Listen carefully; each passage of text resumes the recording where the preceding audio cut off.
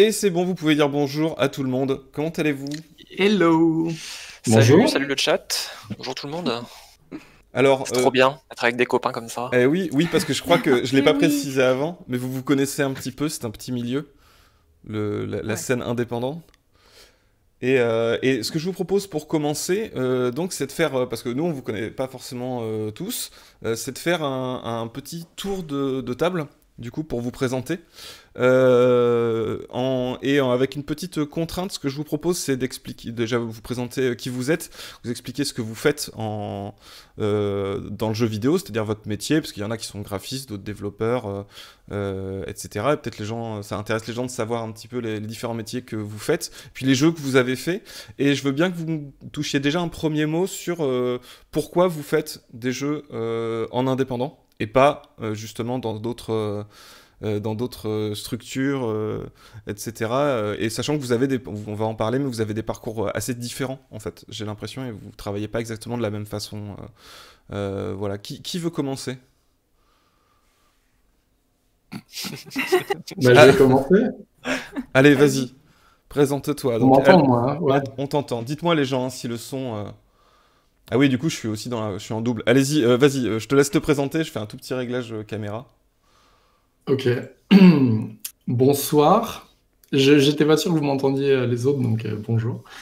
Donc je m'appelle Alex, je suis graphiste et cofondateur d'un petit studio de jeux vidéo indépendant qui s'appelle Le Cartel, avec lequel nous avons réalisé 2 jeux. Un premier sorti en 2016 qui s'appelle Motherish Blaze, et un deuxième l'année dernière, non, en 2019, qui s'appelle Heave-Ho. Et donc nous sommes 2 dans le studio actuellement. Et voilà, c'est moi qui gère toute la partie graphique de nos jeux. Ok, ouais, donc toi, t'es plus dans le graphisme. Du coup, ça consiste à quoi? En fait, tu fais toutes les assets graphiques du jeu. Ça veut dire que tu animes aussi?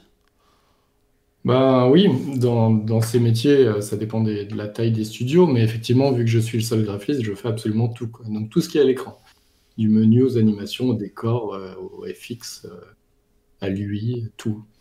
Et- Au trailer, des fois. Ouais. Et d'ailleurs, tu fais des streams où tu dessines et où tu fais de l'animation. Oui, je suis avant tout streamer. Je Avant suis tout. d'abord, avant tout, un streamer professionnel. Et effectivement, de temps à autre, je développe des jeux. Oui, parce qu'en plus, c'est des jeux qui marchent pas très bien. Donc, c'est ça, c'est la précarité. Donc, tu es obligé de streamer Heureusement à que côté. Twitch est là, j'ai envie de dire. Voilà.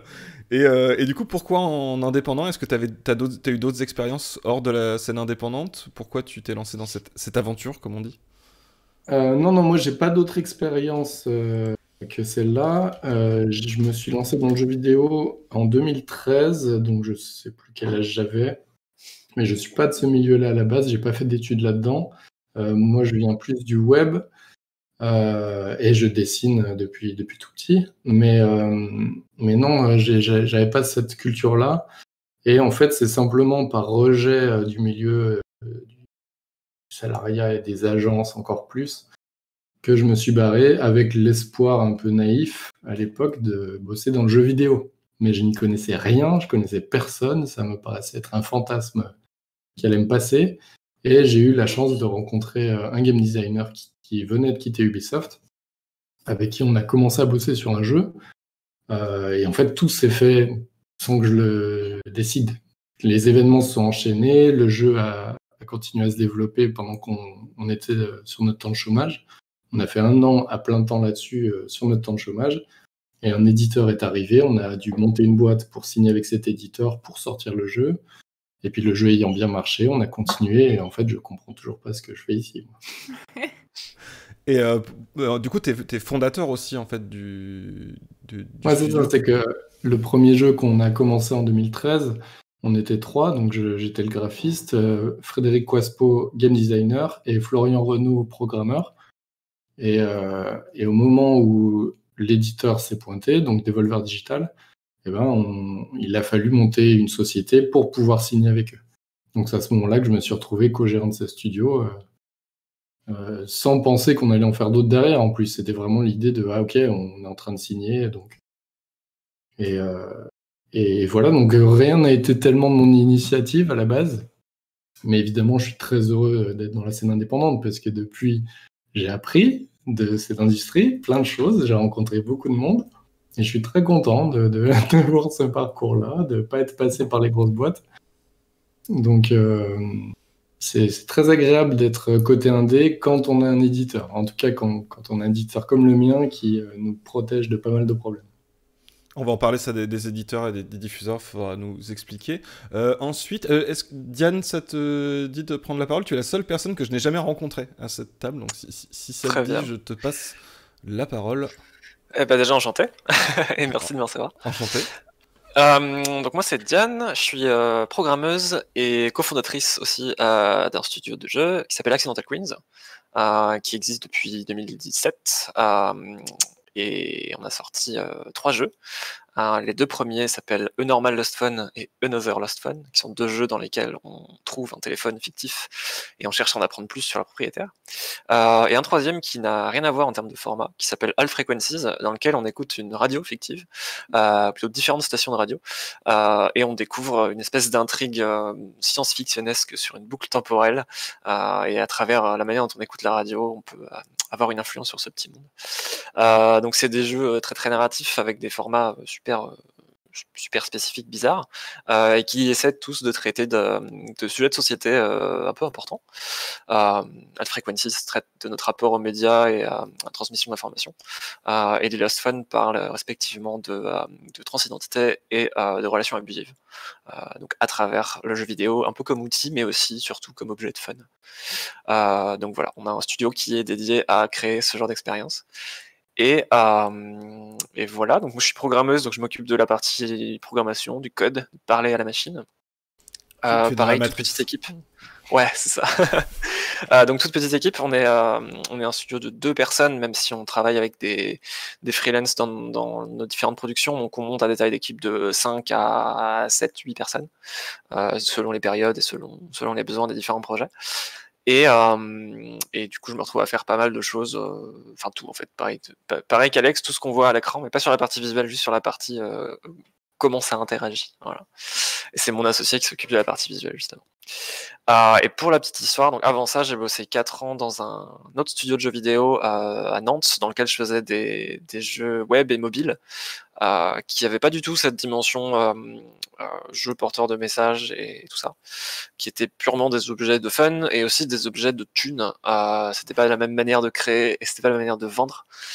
Et c'est un peu pour ça que je me suis barré, ça me correspondait plus vraiment. J'ai appris des tas de choses d'un point de vue comment faire mon métier dans cette boîte-là. Mais au bout de 4 ans, je cherchais à partir et un peu par hasard, en faisant une game jam, c'est-à-dire un événement de création de jeux vidéo en temps limité, avec des gens que je connaissais pas trop à l'époque. On a fait un jeu cool qui était le prototype de Normal Phone et on s'est dit, est-ce qu'on transformerait pas ça en un truc un peu plus pro? Est-ce qu'on devrait pas monter une boîte? Est-ce qu'on ferait pas un projet plus long terme? Donc ça a pris 1 an le temps que tout se mette en place et qu'on voit un peu comment on allait faire ça effectivement.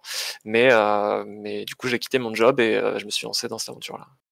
Pas par amour de l'entrepreneuriat, mais parce que c'était une très bonne manière de faire des jeux qui me ressemblaient un peu plus. Donc voilà.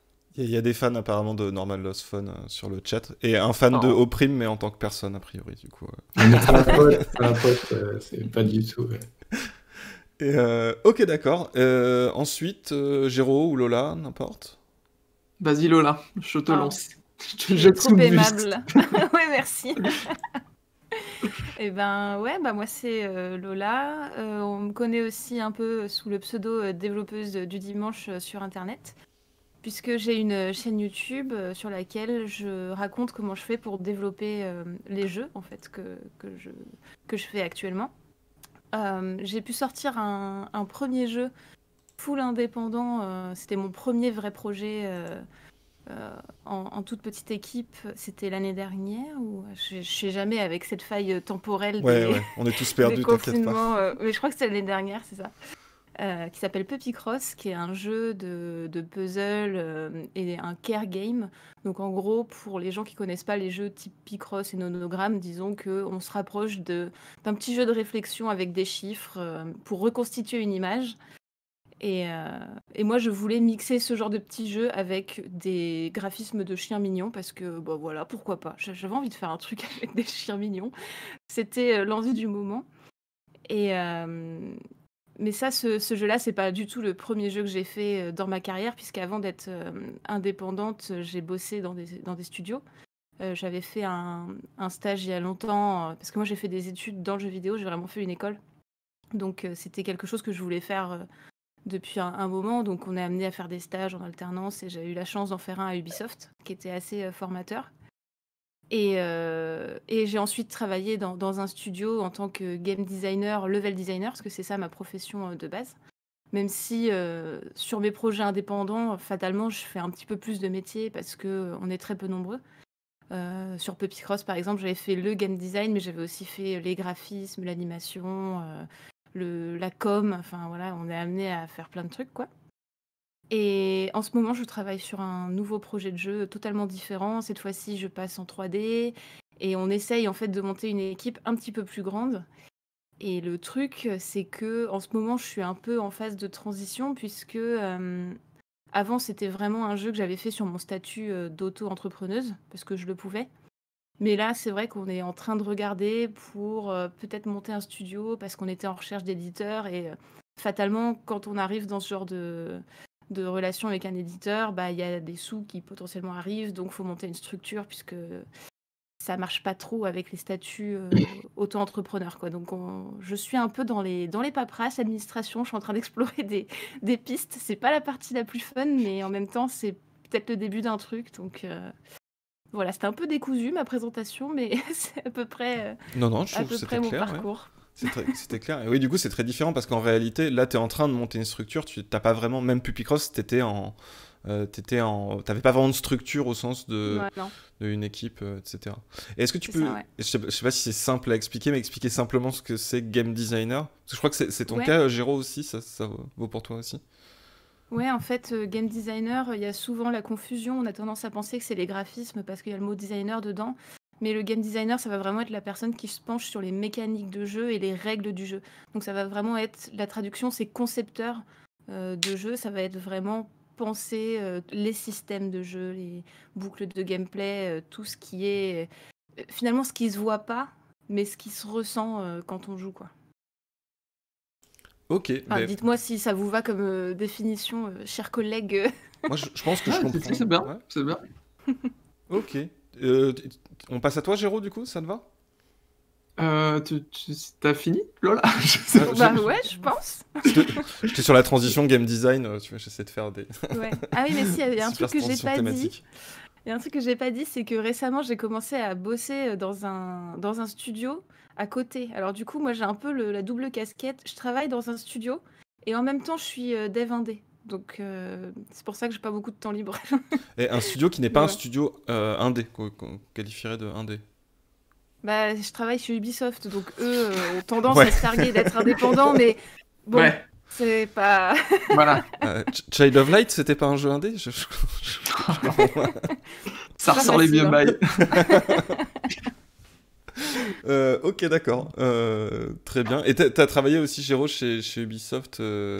Donc en fait, il y a que Alex Oprime qui n'avait pas travaillé dans le secteur avant, c'est ça? Et voilà, mais je l'avais dit que j'ai rien à faire ici. Toi, t'es le pur Mais non. indé. Mais non, au Touriste. contraire, justement. C'est des parcours différents, quoi. Ok. Touriste.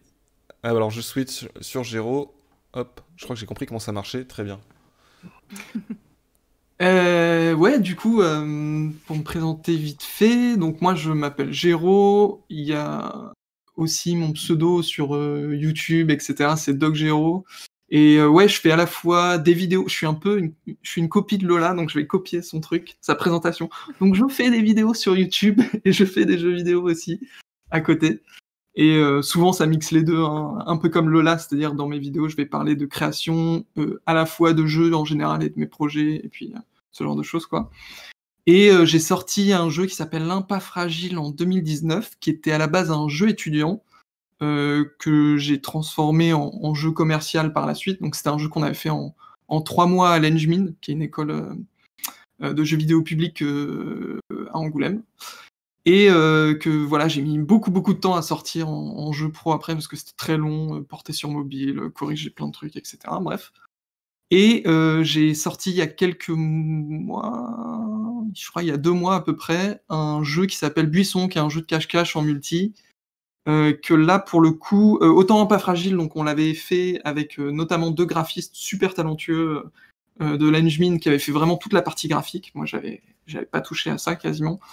Et Buisson, en revanche, sur Buisson, j'ai fait la grande majorité du jeu, j'ai juste pas fait la musique, qui a été faite par un pote qui est trop bien, avec qui j'adore bosser, qui s'appelle Antoine Druot, et qui fait de la bête de musique.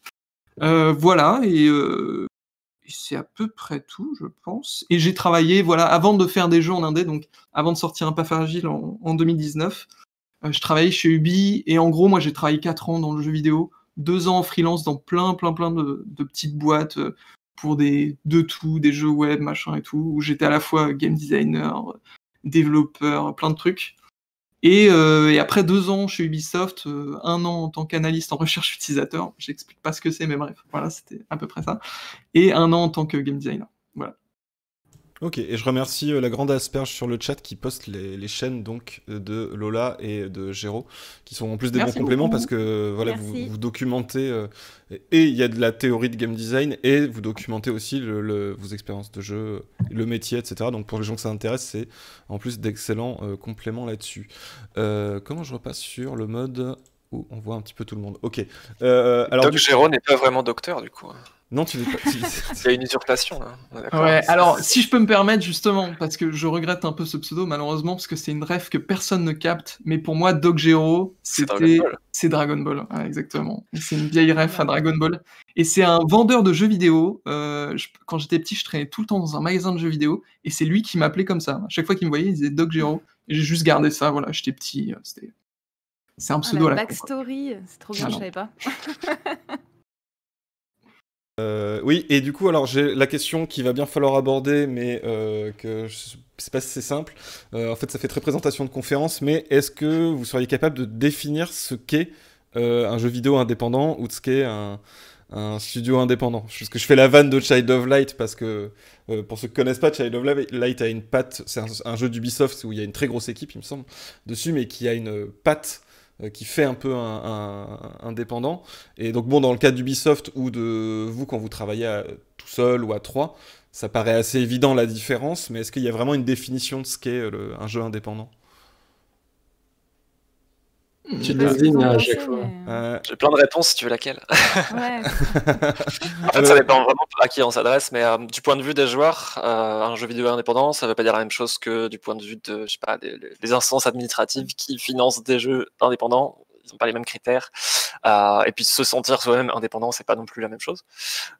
Donc c'est un peu tout ça à la fois. Je pense que du point de vue du public, ce qui se voit beaucoup et ce qu'on a tendance à appeler jeux vidéo indépendants, c'est des jeux qui vont avoir souvent une identité assez forte, souvent un scope assez limité. Ça va être des jeux plus petits que les grosses productions à 60 balles console qu'on a tous les ans, tu vois. Donc c'est un peu ces critères-là. C'est vraiment le côté presque artisanal qui ressort plus.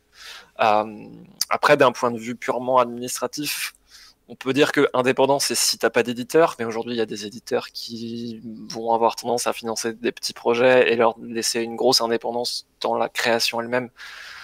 Est-ce que l'éditeur est encore signe de indépendance ou de non-indépendance? C'est pas trop sûr, mais c'est un critère. Ça peut être d'où viennent tes financements. Est-ce que tu es financé entièrement par des instances publiques ou au contraire que par de l'argent de ta poche ou un peu des deux? Dans quelle proportion? Voilà. Et après, il y a se sentir indépendant et bosser sur des choses de la manière dont on l'entend de nous et sans se faire dicter des choses par quelqu'un d'autre.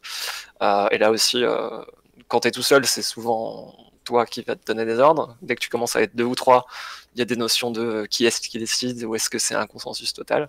Et puis, dès qu'il y a de l'argent qui rentre dans l'équation, il y a aussi souvent les gens qui donnent de l'argent ont un pouvoir de décision, implicite ou pas. Il y a des attentes de la part de ton public. Est-ce que ton public décide pour toi de ce que tu fais ou pas? Est-ce qu'on peut dire qu'à partir du moment où on a déjà une communauté, on est encore indépendant? J'ai donné plus de questions que de réponses, mais Ouais, non, mais si, je laisse la main. C'est très clair déjà. Est-ce que quelqu'un veut rajouter ou contredire peut-être? Je sais pas, vous avez peut-être pas la même vision de ce que c'est. Honnêtement, Les ta jeux définition indés, était j'ai bien. l'impression. Pardon, je t'ai coupé. Non, c'est juste pour dire que c'était très bien et que moi j'étais en ligne avec ça, donc vas-y. Oui, non, mais bien sûr, c'est exactement ça. Mm. C'est que de la part du public, qu'on entend la plupart du temps, quand il parle de jeu indé, c'est petit jeu, petite équipe, petit budget, souvent un peu 2D, avec voilà, il y a tous les clichés qui vont avec, un petit peu un truc un peu arty, mais mais c'est une notion, je trouve, qui se définit surtout par son opposition aux grosses productions, quoi. T'as un peu deux visions du jeu vidéo. T'as les gros, les petits. Les gros, c'est les FIFA et les Assassin's Creed. Et puis les petits jeux 2D, c'est des jeux indés. Et généralement, ça ressemble à ça. Mais effectivement, j'ai l'impression que l'idée qu'il en sort, c'est petite équipe, petit budget. Et puis avec ce côté créatif sans pression de succès, quoi.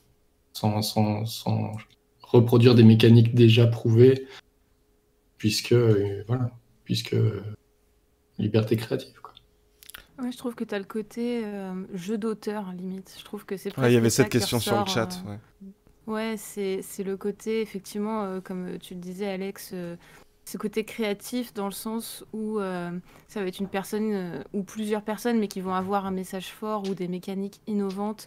C'est aussi créer des nouvelles licences, entre guillemets, même si ça va être juste un one-shot, alors que dans les grosses industries, c'est beaucoup de suites, beaucoup reprendre les mêmes licences pour établir une marque sur la durée.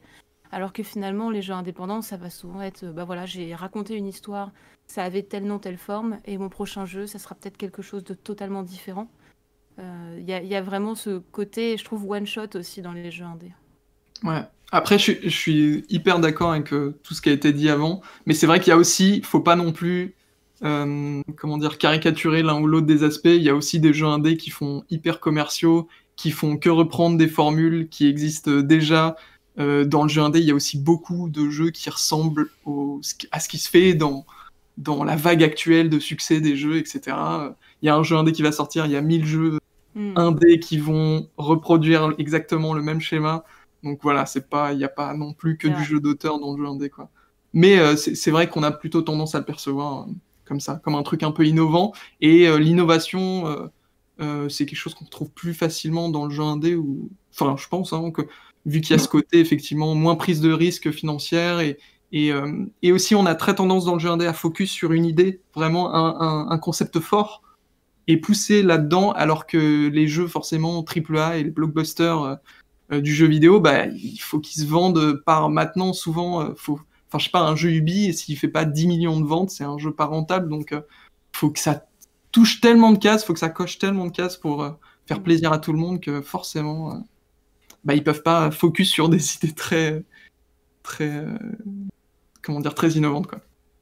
Et il y avait une question sur le fait que du coup c'est des jeux où vous êtes vachement multicasquette, parce que là vous avez dit soit vous les avez carrément fait quasiment tout seul, vous ici présents, soit vous êtes dans des équipes, assez petites. Donc est-ce qu'il y a un côté un peu justement peut-être qui est lié au côté auteur, comme vous avez la main sur plein de choses et qu'il y a moins de division du travail dans le jeu, ça donne aussi cette patte indé qui a comme une maîtrise un peu plus grande de ce que vous faites.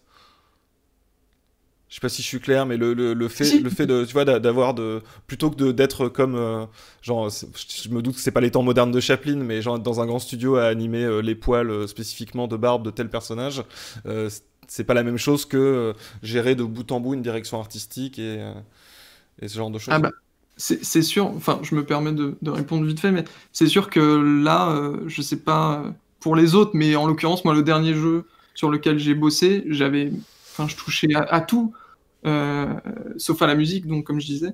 Mais c'est ça qui est hyper intéressant pour moi aussi, c'est que j'ai cette opportunité de faire du game design, du graphisme, de l'animation, du sound design, de la prog simplifiée, parce que moi je suis pas du tout fort en code, je suis même très très nul à ça. Mais ce qui n'empêche que maintenant on peut faire des jeux, même quand on n'est pas bon là-dedans. Donc voilà, ouais, moi c'est ça que j'aime bien aussi, c'est l'aspect effectivement touche à tout. Il y a ça, il y a aussi une certaine cohérence qui est plus facile à atteindre quand tu as accès à tous ces éléments-là. C'est-à-dire que, enfin, moi je sais que c'est un truc qui me tient particulièrement à cœur et qu'on essaie de toujours garder en tête dans les productions qu'on fait chez Accidental Queen, c'est que s'il y a un truc dans le jeu, il doit avoir son importance et il doit être cohérent avec le reste. S'il n'est pas cohérent avec le reste, autant l'enlever. et à partir du moment où on met un truc, on se donne les moyens de le rendre cohérent, quoi. Qu'il n'y ait pas des petits bouts qui dépassent dans tous les sens, ou des trucs mal finis, ou des trucs qui auraient pu être enlevés, ça enlèverait l'expérience. Voilà. Donc on préfère faire des trucs plus petits, mais dans lesquels tout est un peu interconnecté et se répond et a un sens, plutôt que d'avoir bourré plein d'éléments partout et que y a des trucs où on sait pas trop où ça mène, quoi. Je pense que c'est beaucoup plus facile à faire quand quand t'as la vision sur tout ça à la fois. Donc ça marche sur des projets qui sont soit plus petits, ou soit tu vois très très loin parce que t'as des yeux extrêmement bons. Cette analogie ne va nulle part, mais voilà. Mais du coup, ça nécessite de pouvoir d'avoir tout ça à portée de main, quoi. Donc pas forcément tout faire soi-même. D'ailleurs, on est des petites équipes, mais en général, on bosse avec énormément de gens sur des trucs très spécifiques. Enfin, nos 3 jeux ont des BO avec 10 à 15 chansons. C'était 10 à 15 musiciens différents à chaque fois, parce qu'on kiffe avoir cette variété et qu'on kiffe avoir plein de gens. Techniquement, ça veut dire que ça fait 15 personnes de plus dans l'équipe. Dans les faits, ils sont intervenus que sur 1 ou 2 tracks chacun à un moment très spécifique. Donc, on a la chance d'avoir cette variété de créativité, de points de vue, de voix différentes qui s'expriment dans notre création, et en même temps, en gardant la main sur à quel point ces trucs-là sont délimités, on arrive à quand même garder cette position d'auteur qui rassemble tous les trucs en un, quoi. Donc, pour nous, en tout cas chez Accidental Queens, on a le meilleur des 2 mondes, si je puis dire, entre petite équipe qui a la main sur tout et suffisamment de gens et de petites mains qui savent faire pour faire des trucs d'une taille qui est assez respectable quand même. Mais en fait, si tu regardes les crédits de nos jeux, il y a 100, 200, 300 personnes, j'en sais rien, je ne vais pas compter, mais il y a vraiment plein de gens qui sont intervenus, peut-être sur quasiment rien, mais en fait, si tu commences à tout mettre bout à bout, c'est un travail qui a fait intervenir masse de gens, quoi. Et je pense que c'est vrai pour beaucoup d'autres jeux. On a tendance à être très comment dire, à vraiment vouloir créditer tout le monde parce que c'est un truc qui me tient à cœur aussi. Tout le monde le fait pas, mais je pense qu'il y a beaucoup de jeux qui ont plus de gens que ce qu'on pourrait croire dans les crédits. Beaucoup de jeux où on se dit ça a été fait par tel gars, et en fait c'est tel gars plus les 15 autres derrière lui plus machin et machin qui sont intervenus, plus voilà. Et en fait quand tu mets tout bout à bout, il y a souvent plus de gens sur les jeux que ce qu'on croit. Et justement, je voyais sur ce que j'avais lu sur Accidental Queens, sur il y avait une revendication mais tu l'as déjà dit tout à l'heure, mais d'avoir des types de gameplay un peu, j'allais pas dire d'expérimenter plus de gameplay, qui seraient peut-être pas des formes de gameplay qu'on trouverait dans une grosse structure, et aussi des thématiques. Je crois que le studio a été fondé que par une équipe de femmes, il me semble. Ouais. Je crois que sur le site c'était écrit comme ça. On était 3 cofondatrices à l'origine. Ouais. Après, il y a eu des mecs dans l'équipe depuis le début, il y en a encore, c'est pas, voilà, mais on était 3 cofondatrices. Ouais. Et voilà, mais tu parlais justement du sujet de la transidentité dans Normal Lost Phone. Est-ce que justement la scène indé, c'est ce qui vous permet aussi d'avoir une représentativité différente, d'aborder des sujets qui seraient pas pris peut-être par les gros studios, je sais pas, qui seraient peut-être censurés ou traités de manière plus timide? Est-ce que c'est une des motivations de la scène indé de pouvoir avoir ces espaces-là? Ouais, après je sais pas si c'est une cause ou une conséquence, mais effectivement, du fait qu'on soit sur des productions qui sont plus personnelles, on peut se permettre d'exprimer des choses qui sonneront moins faux que si c'est 200 personnes dont une équipe de 10 writers qui se sont relayés pour écrire un truc où chacun va pas forcément pouvoir mettre beaucoup de soi, ou en tout cas ça va pas beaucoup transparaître.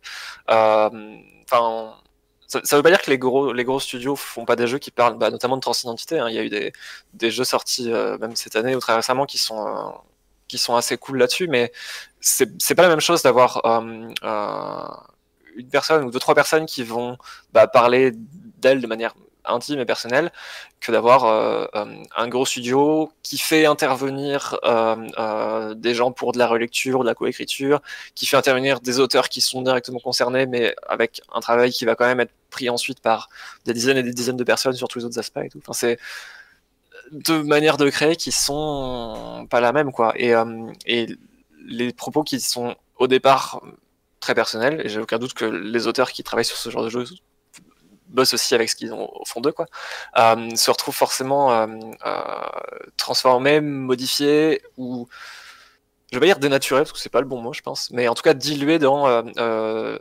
l'identité des 100 autres personnes qui sont autour, quoi. Ce qu'on a moins dans des productions indé de petites équipes, justement parce que bah ouais, il y a moins de choses à diluer et il y a moins de diluants. Donc forcément, ça transparaît un peu plus. Mais je pense pas qu'aujourd'hui, en 2021, ce soit vrai de dire on peut parler de transidentité que dans les jeux indés, ou on peut parler de sujets de ce type-là que dans les jeux indés, parce que ça commence à vraiment plus être vrai, quoi. Il y a trop de contre-exemples pour que ce soit une règle. Mais ça reste plus facile pour des raisons qui sont purement mathématiques, quoi. Voilà, de nombre de personnes et de possibilité de garder une idée forte sans la diluer au cours d'une prod. Ok. Est-ce que quelqu'un veut rajouter quelque chose là-dessus? Moi, le premier jeu qu'on a fait, c'était un bel exemple de... Comment dire, on était trois avec trois sensibilités différentes, trois façons de penser différentes et presque trois bords politiques différents, on va dire.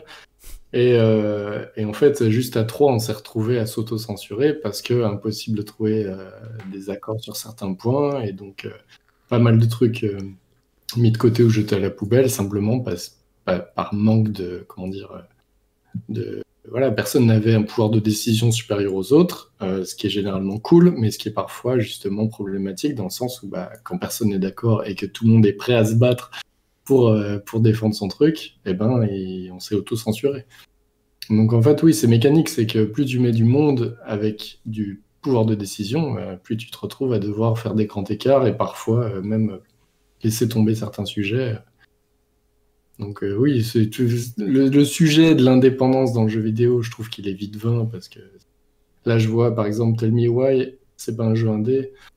On est déjà dans ces débats où tu te dis, bon, s'il y a beaucoup de monde mais que c'est très créatif, est-ce que c'est indé? Enfin, tous ces sujets, je trouve que ça fait, je sais pas, 15 ans qu'on en parle de qu'est-ce que le jeu indé et tout ça par rapport aux gros studios. Et je trouve que à part ouais, vraiment le budget et les politiques que tu vas retrouver dans les productions, je trouve que c'est vite vain d'essayer de délimiter les limites, enfin les frontières de ces définitions, quoi. Sans vouloir évidemment empêcher le débat ou la discussion. Non, Mais non, c'est qu'en fait, déjà, dans le chat, je retrouve déjà ces questions qu'on n'épuisera jamais, puisque ça ne veut pas dire grand-chose indépendant. Je comprends pas trop pourquoi on n'arrive pas à en sortir de cette vision binaire de ce médium-là, qui n'est pas tellement dans le cinéma, qui n'est pas tellement dans la musique. Je ne comprends pas pourquoi on n'arrive pas à passer un peu à autre chose sur ce sujet-là. Et toi, tu remettrais enfin, tu serais pour catégoriser les jeux différemment que indé, mainstream Côté dev, il n'y a pas tellement ce sujet-là, finalement.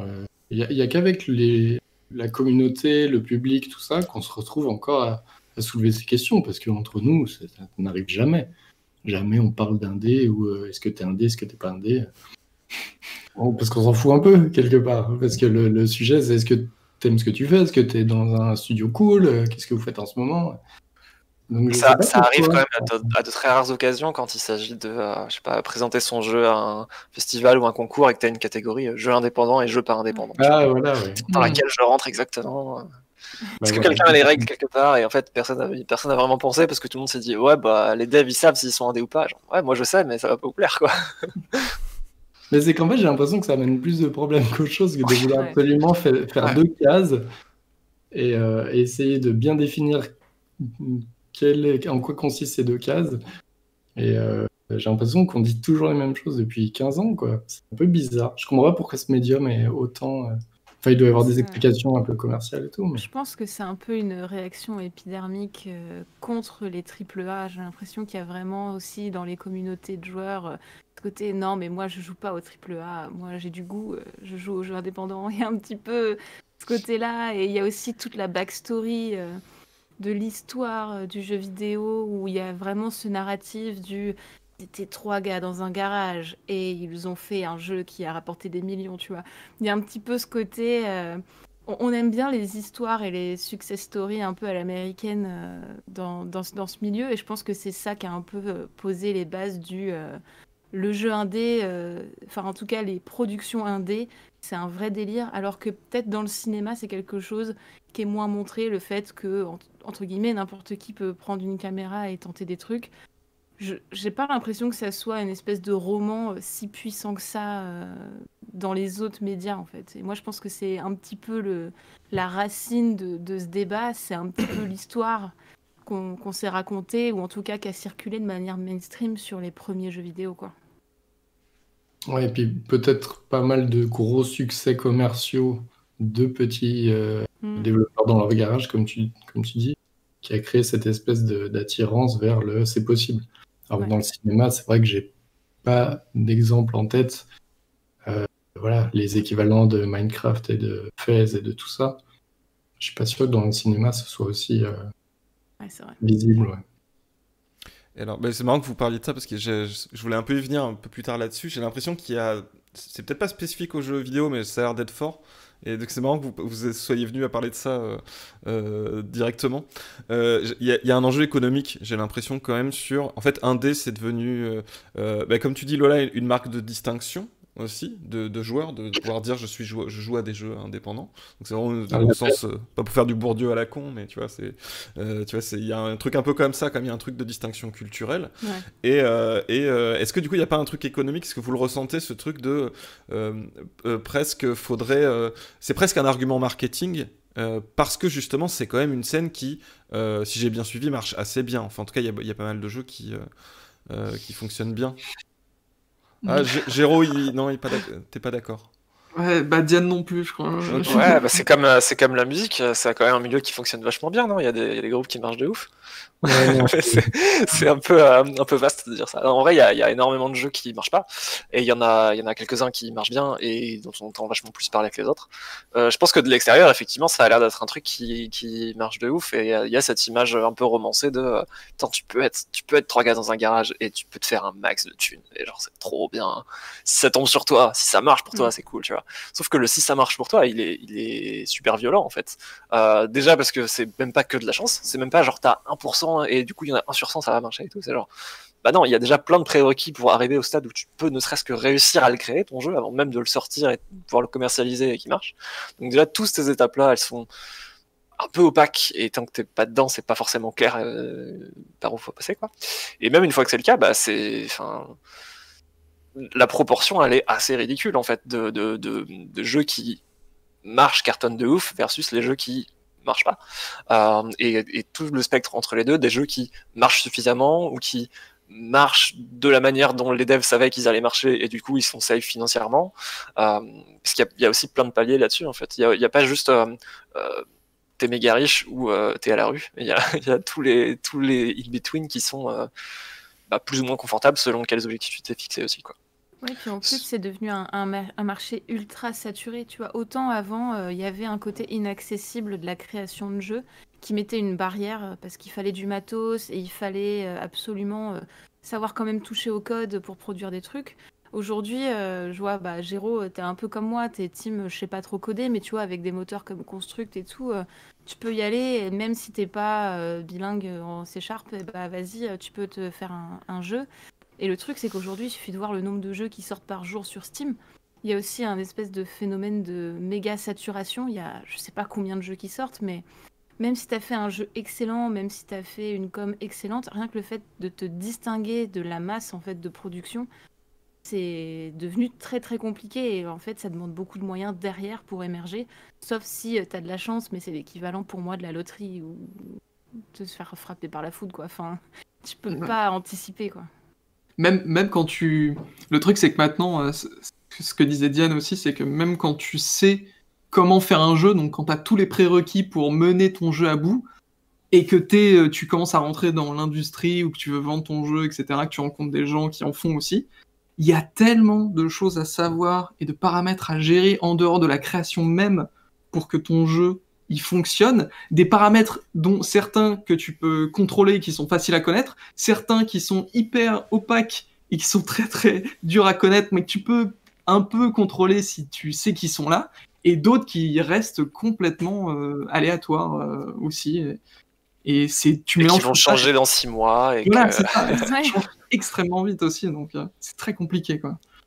Et donc, vous me confirmez que c'est toujours vrai je sais plus, à un moment donné, il y avait un terme, je crois que c'était l'indipocalypse ou je sais plus quoi. Il y avait, mais ça fait des années que j'entends ça, qu'il y a une saturation dans le jeu indé. Et du coup, c'est toujours vrai ça. Il y a toujours c'est toujours une espèce de ruée vers l'or où, comme dans la vraie ruée vers l'or, en fait, la plupart du temps, c'est beaucoup de gens qui galèrent et qui trouvent pas grand-chose, quoi. Ouais, excuse-moi. Vas-y, Diane. En fait, c'était déjà un peu caricatural à l'époque d'avoir ce truc de Ok. c'est l'apocalypse, tout le monde se tire la bourre et il y en a 3 qui vont réussir. Ça l'est encore plus aujourd'hui, et ça rejoint un peu la discussion qu'on avait juste avant. En fait, c'est que même les gros studios font des trucs qui ressemblent à de l'indé. Donc finalement, bah, t'es aussi un peu en concurrence avec ces trucs-là, même si t'es 3 gars dans un garage. À l'inverse, on a 3 gars dans un garage, mais qui sont dans un garage parce qu'ils ont envie de l'être, pas par nécessité, et qui en fait ont carrément la thune et la force de frappe d'un gros studio. Donc il y a un peu tous ces trucs-là qui se retrouvent mélangés, et du fait qu'on sache plus définir ce que c'est qu'un jeu indé, on sait pas non plus qui rentre dans l'Indipocalypse ou pas. En tout cas, ce qui est sûr, c'est que le jeu vidéo dans son ensemble, il a plus la même tronche qu'il y a même 10 ans, en fait. Et ça vient notamment de la manière dont les jeux sont distribués et vendus. On est très très loin du modèle t'achètes un jeu, il est dans une boîte, il a un prix qui est le même que les autres, et il va dans ta console et c'est tout. Maintenant, les jeux, tu peux les louer, tu peux les acheter numériquement et pas les revendre, tu peux les acheter 3 fois plus cher dans une boîte qui fera joli sur ton étagère, mais ça se trouve, t'as même pas le jeu effectivement dans le CD. Tout ça, c'est sur différentes plateformes, et des fois, tu l'achètes sur une, ça marche partout, des fois non. Des fois, c'est sur ton téléphone et tu peux après y jouer sur ta Switch, mais des fois, c'est pas les mêmes sauvegardes. Tu auras le même jeu qui a été refait sur une autre plateforme 5 ans après avec des graphismes meilleurs, et tu auras ensuite tous les packs de contenu que tu vas acheter en plus. Enfin, tous ces trucs-là font que j'en sais rien, tu vois. J'ai découvert hier, c'est tout récent et je trouve ça fabuleux. Zachtronics ont fait un jeu qui vendent gratuitement. Et leur business model, tel que c'est expliqué sur la page Steam, je trouve ça trop bien. Le jeu il est gratuit, mais si tu as nos autres jeux, tu débloques des packs de cartes supplémentaires. C'est un jeu de cartes en fait. Tu débloques des cartes supplémentaires, donc tu as du contenu en plus. Et c'est ça notre business model. C'est va acheter nos autres jeux pour avoir du contenu dans celui-là. J'avais jamais vu ça avant. Je doute que ce soit financièrement viable à très grande échelle, mais en tout cas, c'est super mignon et surtout ça sort de nulle part. Et des trucs comme ça, tu peux en penser des milliards et les gens en pensent des milliards. Il y a des gens qui sont payés très très cher pour en penser des nouveaux toutes les semaines et tenter des trucs chelous en termes de monétisation, pour le meilleur et pour le pire. Mais du coup, ça contribue encore plus à dire est-ce que le marché est saturé ou pas. Techniquement, si ton jeu est gratuit, le marché il est pas saturé, c'est gratuit et tu joues si tu veux. Sauf qu'on t'a tellement foutu une espèce de dépendance morale au truc dans la tête que bah maintenant, ouais, tu vas hypothéquer ta maison pour te payer des pièces dans ton jeu. Donc, Indiepocalypse ou pas Indiepocalypse, je ne sais pas. Ouais, sur le truc de Indiepocalypse, ce qui me faisait un peu rire à l'époque, c'était vraiment le côté disparition du jeu indé, c'est qu'il y avait cet aspect-là. Alors que c'est pas du tout ça, en vrai, ce vers quoi on tend, c'est que justement, il y a de plus en plus de jeux, et tu utilisais aussi le terme qui était intéressant, qui était rué vers l'or, et j'ai vraiment pas l'impression que c'est ça le jeu indé. Bien sûr qu'il y a des gens qui veulent gagner de l'argent, mais ce qui crée la majorité des jeux qui arrivent, etc., sur ce marché, on va dire, du jeu vidéo en général, c'est juste des gens qui ont envie de créer des jeux, en fait. Il y a surtout une super volonté créative derrière tout ça, et ça fait des jeux qui arrivent sur Steam, etc., parce que les gens, bah, une fois qu'ils se rendent compte, pour certains, beaucoup pendant le premier jeu, que ça prend énormément de temps, de faire un jeu, bah, ils ont besoin de rentabiliser un peu ce temps et ils décident de le mettre, parfois sans même espoir que ça rapporte vraiment de l'argent. Il y a plein de jeux sur Steam. Je suis sûr que la grande majorité des jeux sur Steam, c'est pas des gens qui espèrent gagner des milliers d'euros avec leur jeu, quoi. Alors peut-être qu'ils espèrent un peu, mais voilà, quoi. Ils savent qu'ils vont pas non plus en vivre. C'est quoi les stats aujourd'hui du nombre de jeux qui sortent sur Steam par semaine? Ça fait un bail que j'ai pas suivi ça, mais... je sais pas s'il y a des gens du chat qui savent ça. Moi, le dernier chiffre que j'avais vu, je m'en souviens même pas tellement c'était des ordres de grandeur que je trouvais impossible à comprendre. Et c'est trop bien parce que vous, vraiment, merci, vous me cassez plein de présupposés que j'avais là-dessus. Et du coup, il y a des gens qui comparaient, qui essayaient de faire la comparaison avec le cinéma, comme vous l'avez fait, ou avec la musique, la BD aussi, des gens qui parlent de la BD. 10 cas par an sur Steam, on me dit 167 semaines, apparemment. Ouais, c'est pas mal. Ouais, c'est pas mal. Pas mal. Mais du coup, est-ce que ça vous, si on Trentaine compare par jour. avec, pardon, si on compare avec ces autres médias, genre la musique, est-ce que ça veut dire que la scène indé jeux vidéo, il commence à y avoir vraiment une scène indé qui pourrait ressembler à ce qu'est la scène indé musicale, c'est-à-dire en fait des gens qui ont juste envie de monter un groupe et de jouer devant dans un bar où il y a 10 personnes et ça reste un groupe qui fait de la musique et c'est ce qu'ils veulent faire et que c'est pas juste une espèce de ruée vers l'or parce que oh là là ça marche trop bien le jeu indé quoi. Ouais, mais je pense que ça a toujours été le cas, même avant même qu'on commence à mettre un terme sur jeu indé.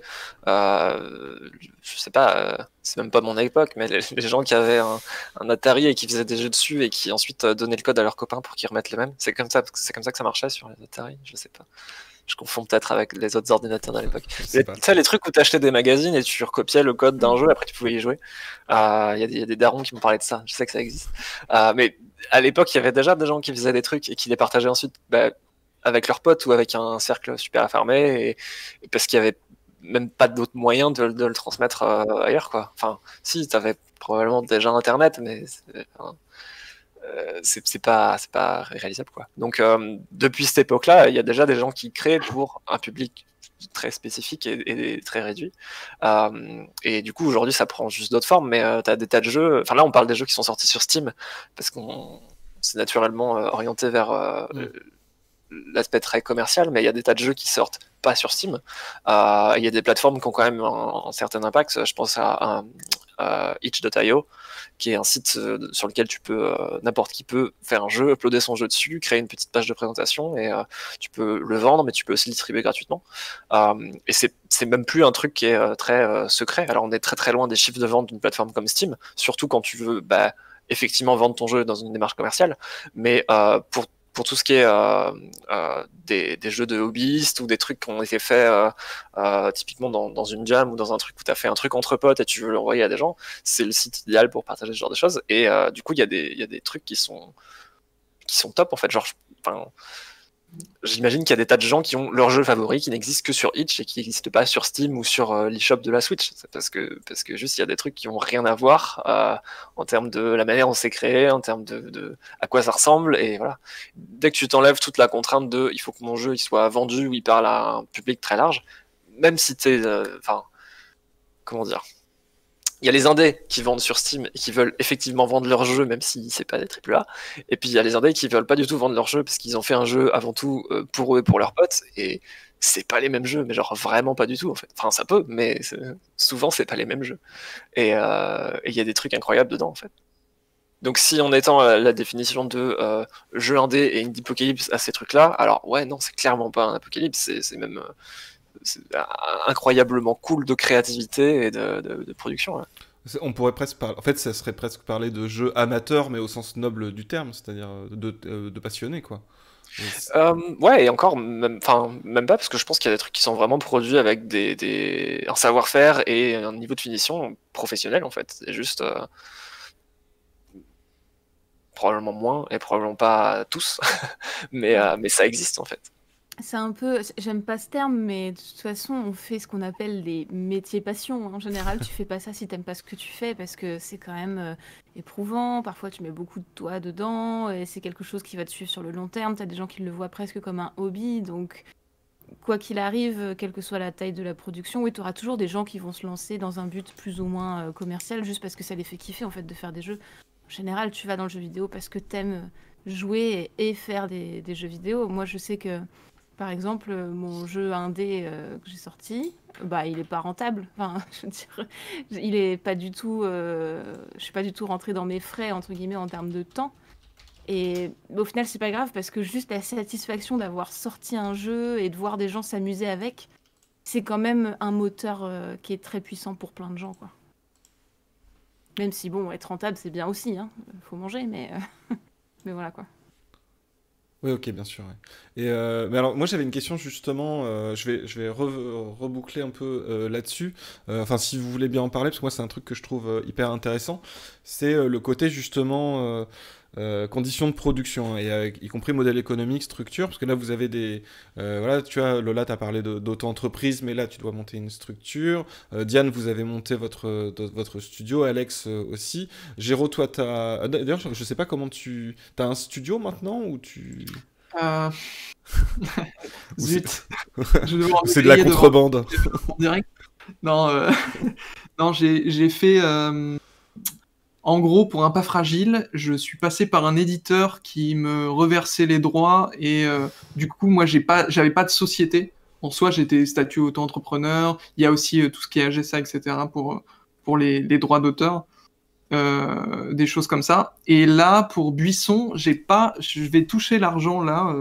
Donc le jeu est sorti il y a 2 mois, mais avec Steam, ça met un peu de temps. Et il me semble que je vais être payé genre là pour la première fois le 30 de ce mois-ci. Et je t'avoue que je sais pas encore exactement comment je vais répartir l'argent parce que euh, avec le musicien donc de Buisson, il récupère une partie des bénéfices du jeu. Et alors comment je le reverse? Est-ce qu'il faut que je fasse une structure? C'est des trucs que moi je fais vraiment à l'arrache. Et du coup, officiellement, j'ai un studio qui s'appelle, enfin officieusement, j'ai un studio qui s'appelle Tambouille. Mais officiellement, ce studio n'existe pas encore. D'accord. L'État français n'a pas connaissance de Voilà, cette c'est ça. On avait organisation. fait la même. On a vraiment la débrouille à T'as la un logo main. déjà? Vous avez un logo les deux? Non, Moi, j'ai un logo. Ok. Ah, je t'ai battu. j'ai pas eu le temps, j'ai pas eu le temps. Déjà, j'étais là, il faut que je fasse un logo pour le jeu, tu sais, c'était déjà la galère. Alors pour le studio, laisse tomber. Non, ça sera fait un jour. Mais du coup, ma question, en fait, c'est aussi, est-ce qu'il y a des avantages structurels à être en indé? C'est-à-dire que, je sais pas, peut-être Alex, tu es content d'avoir fait ces jeux-là dans votre structure à vous, distribués par Devolver, etc. Ou c'est carrément un prix à payer, le prix de l'indépendance? C'est-à-dire que vous préféreriez avoir une structure qui vous paye tous les mois, être moins dans la précarité, avoir des statuts plus carrés, ou il y a aussi un avantage quand même. Vous voyez ce que je veux dire? En fait, est-ce que c'est un prix à payer, ou est-ce que c'est aussi, ça peut être avantageux parce que vous n'avez pas d'actionnaire à qui rendent des comptes, à engraisser, vous n'avez pas de. euh, Bah, je vais être très clair, hein. Je peux pas être plus heureux que je le suis aujourd'hui. Je m'en doutais un peu, c'est pour j'ai ça que atteint le goal. je te nommais. Hein? Ça va bien marcher, Ivo, non, je crois. Oui, c'est pour Non, ça que mais je te moi, nommais, parce que je me dis, ça a l'air pas mal votre. non, mais moi, je touche plus à rien, système. moi. Je fais en sorte de pas me prendre un truc sur la tronche tellement j'ai l'impression que je force le karma depuis des années. Moi, c'est c'est le rêve absolu. Donc, j'incarne l'exception où tout s'est bien aligné et tout s'est bien passé. Donc, je fais en sorte que ça dure. On œuvre pour que le truc dure. Mais c'est vrai que moi, pour avoir fait 6 ans et demi de CDI, euh, et donc le burn-out, évidemment, comme tout employé qui se respecte, j'ai réussi, avec beaucoup de chance, avec plein de paramètres, à n'avoir ni patron ni client. Je ne sais pas si vous vous rendez compte, c'est quand même un truc assez exceptionnel dans cette société. Donc je ne rends compte à personne. Alors on a un éditeur, certains éditeurs aiment bien quand même avoir un peu la main dans la prod et s'assurer que tout se passe bien, s'assurer qu'il n'y a pas de... Mais en plus, nous, on n'a pas ça. Notre éditeur, c'est des punks à chiens. Ils en ont rien à foutre de rien du tout. Ils sont trop contents. C'est Devolver, c'est ça? Ouais. C'est bien, ok. Et eux, c'est des mecs qui ont fait des burn-out dans des grosses boîtes quand ils avaient 30 ans et qui veulent plus entendre parler de tout ça. Et donc, c'est open bar de ouf, quoi. Donc, en fait, nous, on est 100% libre de ce qu'on fait. On fait les jeux qu'on veut, comme on les veut. On est financé par cet éditeur qui nous fait confiance aveuglément. Et on embauche ce qu'on veut embaucher, quoi. Donc, on n'a absolument pas envie d'embaucher. Résultat, on a fait 2 jeux avec le strict minimum. Donc, on était 3 plus un musicien. Et le deuxième jeu, on était 3 plus un musicien. Et moi, je vais tout faire pour que ce soit ça jusqu'à ma mort. Parce que j'ai détesté l'expérience d'être employeur. Ça m'a vraiment marqué. J'aime pas du tout ce rôle-là. En fait, on était 3 associés sur le premier jeu. Notre programmeur a quitté le studio parce qu'il n'avait pas envie de reproduire cette expérience. Et il est allé bosser dans une boîte. Donc Fred et moi, on s'est retrouvés tous les 2 associés. Et pour Ivo, suite à une expérience extrêmement douloureuse sur ce que j'ai dit tout à l'heure, sur ce côté débat, clash, on voulait plus que ça se reproduise. Donc on s'est dit, bon, on va embaucher quelqu'un. Comme ça, on s'assure que c'est nous qui décidons. Voilà. C'était horrible aussi. Après, on a eu la chance quand même de bosser avec Florence Noé, qui a été la programmeuse de Ivo, qui est quelqu'un de extrêmement agréable, extrêmement positive et tout. Donc tout s'est bien passé humainement. Mais le fait quand même d'avoir cette espèce de verticalité a été vraiment très désagréable pour moi. Donc là, l'objectif maintenant, c'est vraiment de... En fait, on a trouvé un programmeur. Donc Géraud est au courant des bails. On a trouvé un programmeur et il y a moyen de faire de la coproduction. C'est-à-dire que finalement, on va s'associer sans qu'il signe avec le studio, mais il y a moyen qu'on soit tout simplement partenaire et donc pas de hiérarchie, pas d'employé, rien. Donc nous, c'est Inch'Allah. Je touche plus à rien, c'est parfait, on est serein financièrement parce que nos 2 jeux se vendent bien. On n'a pas de... Voilà, on n'a pas de pression, on n'a pas de clients, on n'a pas de compteur, on n'a personne. Donc évidemment, je ne veux plus rien toucher à tout jamais. Ni aller dans une grosse boîte, ni... Voilà. Donc c'est le rêve. J'incarne l'espèce de truc. C'est l'indie success incarné. Voilà. Donc, non, moi je suis extrêmement heureux. Oh la chance. Mais très bien. Mais tu dirais que c'est une exception. Je vais être comme toi. Mais du coup, ça crée de nouveaux complexes. C'est la peur que ça s'arrête. Donc, j'arrête pas de bosser, en fait. J'ai tellement peur de me retrouver à nouveau dans la merde que j'arrête pas. Donc, je fais aussi des commandes. Je fais des illustrations. Je bosse pour un autre studio, là, en ce moment. J'essaye de préparer des plans B, des plans C au cas où tout ça se casse la gueule, tellement ça paraît effectif. Mais je travaille là-dessus. Mais tant que tu es à l'écran, juste petite question, parce que les gens ont parlé de Devolver aussi avant, donc est-ce que tu peux expliquer, parce que c'est vrai qu'on l'a pas trop fait, je sais même pas si c'est clair, moi, dans ma tête, ce que c'est un éditeur, justement, c'est quoi leur rôle à Devolver et Devolver, faut préciser justement que c'est un éditeur, il me semble, qui se revendique de jeux indés, en fait. Enfin, qui a une ligne éditoriale assez particulière, justement. Ouais, Devolver, c'est une vingtaine de personnes, ils ont pas de locaux. C'est que des gens à la roots complet, extrêmement bienveillants. Comme je l'ai dit, à l'origine, c'est une poignée de mecs qui sortaient de EA, je crois, ou je sais plus dans quel gros studio ils étaient. Ils ont détesté tout ça, c'est des gros gauchos, hein, soyons clairs. Et donc, évidemment, ils ne font que... Voilà. Alors, le petit anagramme, c'est que Devolver, c'est Dev Lover. Et en fait, toute leur politique, c'est de te mettre bien, quoi. Ça n'a aucun sens. Ils te demandent si tu veux pas plus dans le budget. Donc vraiment, il y a plein de gens qui critiquent Devolver parce qu'ils font les punks, ils font les trucs et tout, mais non, c'est vraiment des gens bienveillants. Et ils font tout pour que les développeurs, justement, se sentent bien et tous les moyens de faire ce qu'ils ont à faire. Avec cette idée de plus tu mets tes développeurs dans de bonnes conditions, plus ils feront des bons jeux. Résultat, maintenant ils sont richissimes, donc c'est une formule que les autres devraient appliquer très sérieusement. Mais est-ce que tu peux expliquer concrètement ce qu'ils font, c'est quoi leur rôle en fait? Alors le rôle, il y a comme d'habitude plein de variantes, mais dans l'idée, c'est comme dans plein d'autres industries, c'est que l'éditeur va déjà financer le projet.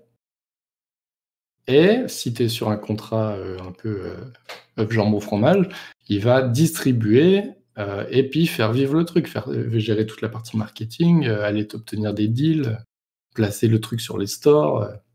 Donc c'est à la fois les marketeurs, c'est le portefeuille, mais dans certaines situations, ça, je pense que les autres pourront en parler, il y a beaucoup de sales histoires. Il y a beaucoup de sales histoires où l'éditeur va récupérer le projet, mettre ses gars dessus, ou voilà, te filer une toute petite part des royautés alors que c'est toi qui fais le jeu. C'est quelque chose Voilà. qu'ils pourraient faire, que des éditeurs font et qui est dans leur...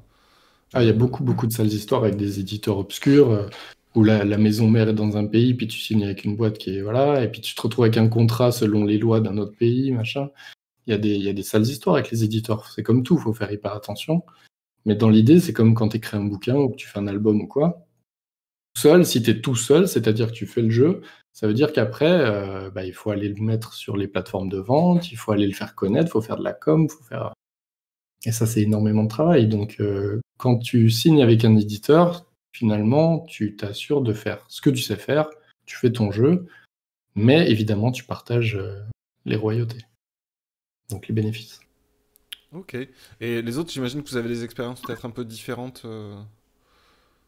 Nous, on bosse avec Plugin Digital, qui est un éditeur français, qui sont de Montpellier. Depuis le tout début, en fait, ils ont notamment financé la fin de la prod de Normal Lost Fun. Enfin, plus ou moins, enfin, il y a des bails. Mais voilà, ils ont eu un rôle différent sur nos 3 projets. Ils sont intervenus à différents moments avec différents ordres de grandeur sur les budgets qu'ils apportaient, sur les services qu'ils proposaient aussi, sachant que leur offre elle se sépare en deux. C'est la partie strictement distribution, c'est-à-dire prendre ton jeu et le mettre sur les stores. Donc on disait Steam, l'App Store, sur Android, enfin les trucs de base. Le gros plus de Plugin Digital en distribution, c'est aussi qu'ils vont toucher sur des stores obscurs qui ont peut-être 10 gens qui vont acheter ton jeu, mais 10 plus 10 plus 10, ça fait beaucoup. Donc ils ont vraiment une grosse force de frappe pour mettre ton jeu sur tous les stores possibles. Donc ça, c'est une partie de leur métier. Et après, il y a la partie publishing qui ont pas mal retravaillé ces dernières années et qui change assez régulièrement. Ils sont en train de se stabiliser sur un truc. Mais l'idée... ouais, généralement, c'est ce qu'a dit Alex, quoi. C'est trouver des jeux qui vont rentrer dans ta ligne éditoriale, qu'on puisse se dire ah ouais, c'est un jeu de tel éditeur, du coup j'ai telle et telles attentes en tant que joueur et je sais ce que je vais retrouver dedans, en termes de qualité, en termes de DA, en termes d'identité, enfin selon les éditeurs ça va vachement changer aussi. Il y en a qui vont être plus stricts sur à quoi ça ressemble, sur comment ça se joue, sur les différentes plateformes, enfin voilà. Et tout au long de ta prod, ça peut être financer tout ou partie de la prod, donc de la grosse tunasse. Ça peut être aussi t'apporter des contacts ou un réseau que tu pourrais pas forcément avoir. Par exemple, entrer en contact avec une boîte de relations presse que tu peux très bien faire à échelle individuelle. Hein. Tu contactes des gens, tu dis coucou, on voudrait toucher la presse, c'est vous qui avez le portefeuille, donnez-le nous. Mais peut-être que ton éditeur, il a déjà une boîte de relations presse avec qui il a déjà des deals et qui va te permettre d'avoir des tarifs qui sont super préférentiels, parce que c'est quand même un service qui coûte cher. Même chose pour des tests d'assurance qualité, même chose pour de la localisation. Il y a des éditeurs qui ont ça soit en interne, soit qui ont des deals préférentiels avec des boîtes établies. Parce que forcément, si tu as 10 jeux par an à envoyer à ta boîte de loca, elle va pas te faire les mêmes tarifs que si tu es un petit indé tout seul. Et souvent, s'il y en a 10 à l'année, bah, les tarifs ils vont être moins chers. Du coup, c'est vachement plus intéressant. Du coup, ton auditeur te fait profiter de ces tarifs. En échange, il a un pourcentage sur les ventes de ton jeu. Et après, bah, selon les éditeurs et selon ce que tu signes et selon les accords que tu peux avoir, il va avoir un petit pourcentage, il va avoir un gros pourcentage jusqu'à ce qu'il ait retouché l'apport qu'il avait mis, il va avoir une partie de ta propriété intellectuelle, enfin, ça peut aller de tout à rien. Et comme dans pas mal de milieux, il faut pas signer n'importe quoi avec n'importe qui. Mais ouais. Ok, bah, merci. Et je sais pas, Lola par exemple, toi tout à l'heure tu décrivais un peu Puppy Cross en disant t'avais envie de faire ce type de jeu avec des chiens mignons et de combiner les deux. Mais est-ce que, du coup j'imagine que y avait pas, t'avais un éditeur ou quelque chose? Non, justement, pour Puppy Cross, on avait voulu sortir le jeu en indépendant le plus possible parce qu'en fait c'était notre premier jeu indépendant avec mon compagnon et moi et notre compositrice. Et j'avoue que j'avais une petite peur parce que je me sentais pas assez légitime à aller voir un éditeur et me dire ça se trouve on va signer un truc, on sera incapable de délivrer, on va se foutre dans la merde. J'avais besoin qu'on se teste vraiment sans contrainte pour être sûr qu'on pouvait aller au bout. Et du coup, c'est ce qu'on a fait. On a vraiment tout fait seul, du début à la fin. C'est-à-dire que c'est nous qui nous sommes occupés de mettre ça sur la page Steam, de faire le trailer, de faire la communication, d'essayer de joindre des gens pour avoir quelques magazines genre web qui parlent du jeu. Et là, on s'est très vite confronté à la réalité, c'est-à-dire que si t'as pas les bons contacts, si t'as pas le temps et l'énergie et le budget à investir là-dedans, c'est l'enfer. Enfin, c'est pas possible de vraiment avoir une vraie com et un vrai impact marketing sans ça. Et ça m'a montré en fait que j'aime faire les jeux, mais vraiment toute cette partie-là, moi, ça me saoule. Donc c'est pour ça qu'aujourd'hui, je recherche à bosser avec des éditeurs qui vont s'occuper des traductions, du test qualité, de faire les trailers, de poster, de contacter les journalistes, parce que c'est vraiment un travail monstre en fait pour avoir quelque chose d'efficace, quoi.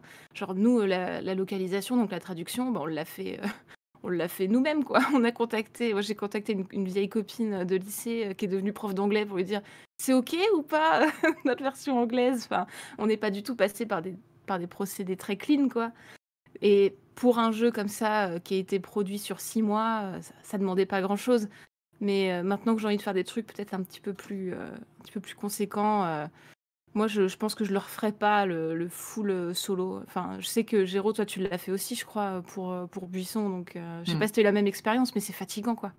En fait, je crois qu'on en avait déjà parlé avec Lola il y a longtemps, mais ce côté, c'est ouf quand t'es seul, les efforts, la quantité d'efforts que tu dois faire pour peu de conversion, tu vois, c'est horrible les termes que j'utilise, mais c'est ça en fait, peu de conversion. Et j'ai des chiffres hyper concrets, tu vois, pour Buisson par exemple, mais et je suis content des chiffres qu'il a fait en termes de visibilité, donc c'est vraiment, pour faire le résumé hyper basique de visibilité du jeu, j'ai fait une dizaine de vidéos sur Buisson qui cumulent sur un an, je sais pas, genre plus de 100 000 vues, quoi, pour parler du développement, etc. J'ai accumulé environ 5000 wishlists, donc ça c'est des gens qui ajoutent le jeu sur Steam en disant ce jeu m'intéresse, quand il sort prévenez-moi, donc c'est des gens qui vont recevoir un mail, donc ça j'en avais à peu près 5000, un peu plus quand le jeu est sorti. J'ai fait des tweets régulièrement, des petits trucs machin, et par exemple mes tweets de sortie du jeu sur Twitter, ils ont super bien tourné, et genre le français plus l'anglais, ils ont dû faire 1 million réunis d'impressions sur Twitter, et ça fait genre peut-être 140, 150 000 vues sur les trailers juste sur Twitter. Donc pour moi c'était super, quoi, c'est très cool. J'étais très content d'arriver à faire ça déjà, mais ça se convertit pas en beaucoup de ventes, quoi. Ouais. Genre Buisson sur le premier mois de sortie, moi je suis très content parce que ça a dépassé ce que j'espérais, mais ça a fait en un mois j'ai dû faire à peu près 1300 1400 ventes du jeu, quoi. Et ce qui est vraiment pas mal, hein, franchement je suis content et tout, mais pour beaucoup d'efforts de mon côté, quoi. C'est un an à parler du jeu, c'est des tweets qui par de la chance aussi, ils ont été retweetés par les bonnes personnes, etc., effet boule de neige, qui ont beaucoup tourné. Et voilà. Et aussi, c'est moi qui suis comme Lola, probablement, quand ils ont fait Puppy Cross, c'est moi qui ai envoyé genre 300 clés Steam à des journalistes, des Twitchers, tout, quoi. C'est un travail hyper long. J'ai des tonnes de fichiers Excel avec des clés à droite, à gauche. En plus, je note tout. Donc, ça veut dire que j'ai j'ai des fichiers Excel avec 300 adresses mail, contacts, quel site c'est, machin et tout. C'est épuisant de faire tout ça et de faire tout ça de manière un petit peu organisée pour pas être totalement sous l'eau quand tu le fais, quoi. Puis je sais pas, c'est pas mon taf, quoi, donc j'apprends sur le tas, donc ça veut dire que je le fais moins vite que quelqu'un qui sait le faire. C'est ça aussi le truc. Ouais, du coup, dans ces cas-là, il y a vraiment un coût matériel, quoi, en termes d'efforts et puis il faut... Enfin, du coup, en plus, ça veut dire que pendant que tu fais Buisson ou que Lola fait Puppy Cross, vous êtes pas payé, quoi, pendant ce temps-là, pendant que Alex est arrosé par Devolver. Ça me dégoûte, ça. Quand on en parle, ça me dégoûte. Mais oui, enfin, du coup... Moi, je viens chez lui et lui jeter des billets pendant qu'il bosse. C'est vrai. Mais non, mais ce que je veux dire, c'est que, je sais pas, les gens s'imaginent pas forcément ce prix que ça, quoi, de passer des mois où t'es pas payé, il y a même pas une alpha ou un éditeur qui te donne des trucs, et là, du coup, par exemple, est-ce que t'aurais préféré, si t'avais pu, faire Buisson, pas forcément chez Ubi, même si tu bossais chez Ubi, mais Chez un éditeur, chez quoi. un éditeur, ouais. Ouais. Bah, pour être hyper concret avec toi, moi j'ai cherché à un moment un éditeur pour Buisson. Il s'avère que mon jeu cochait absolument toutes les cases du jeu qui n'aura pas d'éditeur. C'est un jeu multijoueur local uniquement, qui sort en pleine pandémie, à moins de 10 euros. Donc moins les jeux sont chers, moins c'est intéressant pour un éditeur de les éditer aussi, souvent. Et en plus, avec un concept un peu chelou, c'est quand même des buissons qui pètent quoi, dans une forêt. Donc, Moi, je signe tout de je suite regrette, si je regrette éditeur, mais en même temps, je ne suis pas éditeur. J'ai vraiment cherché la merde, quoi. Mais c'était intéressant, parce que du coup, pendant plusieurs semaines, j'ai eu des contacts. C'était cool aussi, parce que j'ai eu la chance aussi d'avoir quelques réponses, donc j'ai pu discuter un peu avec des gars genre de Raw Fury, qui est un autre gros éditeur, de différents éditeurs, etc., d'avoir des échanges et de voir ce qui allait pas sur le pitch. Et c'était intéressant en soi même de savoir comment contacter un éditeur. Même ça, c'est un taf, hein. Ça prend... Quand je dis que j'ai passé des semaines là-dessus, c'est que vraiment... Tout combiné, ça m'a pris peut-être 2-3 semaines de travail de faire un pitch deck, donc une présentation un peu stylée, faire des trailers pour les éditeurs, envoyer 10 000 mails, avoir des réunions avec des gens pour que ça aboutisse à rien et tout. Et dans mon cas, voilà, ça aboutit à rien en plus. Donc c'est vraiment du temps en plus. Mais oui, bien sûr, j'aurais préféré faire ça, parce que moi, clairement, là, Buisson, je vais enfin toucher l'argent maintenant, mais j'ai vraiment plus d'argent, quoi. J'ai vraiment atteint le dernier palier. Genre là, sans les sous que je vais toucher pour Buisson, le 30, j'espère que Steam va me payer quand même, le 30 du mois là, je peux pas payer mon loyer, quoi. Donc vraiment, je suis arrivé au niveau le plus bas de ce que je peux faire. Et encore, nous, on a de la chance. Enfin, tu me dis ce que t'en penses, Jérôme, mais moi, je sais que rien que l'avoir la chaîne YouTube, ça m'a permis d'avoir un petit peu de revenus de soutien avec le Tipeee et déjà une pré-couverture médiatique. Toute proportion gardée, hein, j'ai pas une chaîne hyper grosse, mais on sortait pas non plus de nulle part, quoi. On était un petit peu connus, au moins dans le milieu, et ça pouvait circuler. Donc on a pu se permettre aussi, je pense, de tenter le truc sans éditeur. Et moi, c'est ça aussi, je pense, qui m'a un peu aveuglée. Je m'étais dit, non, mais c'est bon, si au moins un tiers des gens qui regardent ma chaîne achètent le jeu, on est bien. Ah, j'étais naïve. mais ouais, c'est ça. Alors, j'ose même pas imaginer quand tu vraiment sors de nulle part, que t'as pas de présence sur les réseaux. Là, c'est vraiment impossible, quoi, de faire son chemin. Quelqu'un c'est la remarque pour pas faire des burn-out justement en étant tout seul à gérer ça, faut s'entourer d'autres gens. Mais j'ai l'impression que le problème c'est ça, c'est que si tu t'entoures d'autres gens pour un projet comme ça, c'est aussi d'autres gens qui acceptent de pas être payés pour développer le truc et ça reste compliqué, quoi. Faut trouver un juste milieu et je pense que ça dépend carrément de qui tu es, dans quelle situation tu te trouves. Mais oui, plus t'as de gens autour de toi, plus c'est des gens qu'il faut payer ou qu'il faut convaincre de se laisser pas payer en fait. Donc le moyen simple c'est de dire c'est cool, on est tous associés et c'est tous notre merde commune et du coup on est tous pas payés de manière équitable et personne ne peut se plaindre. Faut trouver des gens qui sont prêts à se lancer là-dedans, hein, c'est pas toujours évident. Après voilà, je rejoins un peu ce que disait Alex tout à l'heure par rapport au salariat et tout ça, mais si t'as des employés, tu peux pas leur dire vas-y, t'acceptes que je te paye pas parce qu'on attend que le jeu sorte et on va voir si ça marche. Ça ne marche pas comme ça, et heureusement que ça ne marche pas comme ça. Il y a des lois en fait contre ça. Donc d'un côté c'est bien parce que t'as une personne en plus pour faire du taf. Potentiellement c'est la personne qui va gérer, je sais pas, ton contact avec une boîte de traduction et faire des traductions trop stylées dans ton jeu, et c'est un truc que t'auras pas à faire toi et c'est trop bien. Sauf que c'est un taf, et puisque c'est un taf, il est payé, et s'il est payé, il n'est pas juste payé une fois quand t'as de la thune, il est payé tous les mois, parce que c'est le but d'un contrat, et c'est comme ça que ça marche. Avec des avantages et inconvénients, hein, genre j'ai des tas de problèmes avec le salariat tel qu'il existe aujourd'hui en France, et je fais allègrement caca dessus. Mais en tout cas, si t'as décidé d'embaucher quelqu'un en CDI, tu sais ce que ça implique en fait.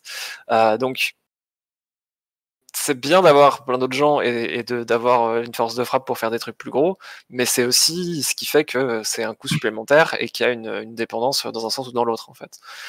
Donc avoir des gens qui attendent des choses de toi et qui font que t'es obligé de finir ton taf à temps et d'avoir un jeu qui marche un minimum, sinon t'as plus d'argent et tu peux pas les payer, c'est galère, quoi. Et quand tu commences à avoir, je sais pas, même 3-4 employés qui ont tous leur propre life et qui comptent sur le salaire que tu leur verses pour arriver à temps, parce que eux aussi, ils ont des factures à payer, et si tu les payes pas, ils peuvent pas manger.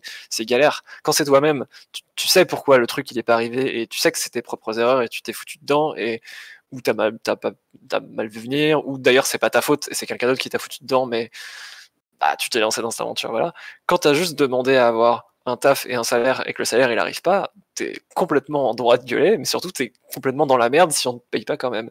Et ouais, c'est pas du tout les mêmes enjeux, quoi. Donc je sais pas où j'arrive avec ça, mais voilà, je pose ça sur la table. Si c'est pas Au indiscret, salaire, c'est pas indiscret dans ta structure, c'est quelle forme de structure? Vous êtes associés, On est deux co-gérantes d'une SAS. Donc mon associée est présidente, et je suis directrice générale, mais dans les faits et dans nos statuts, c'est 100% similaire. Je crois qu'il n'y a qu'une question de qui va en prison s'il se passe vraiment un truc grave qui change un peu, mais c'est voilà.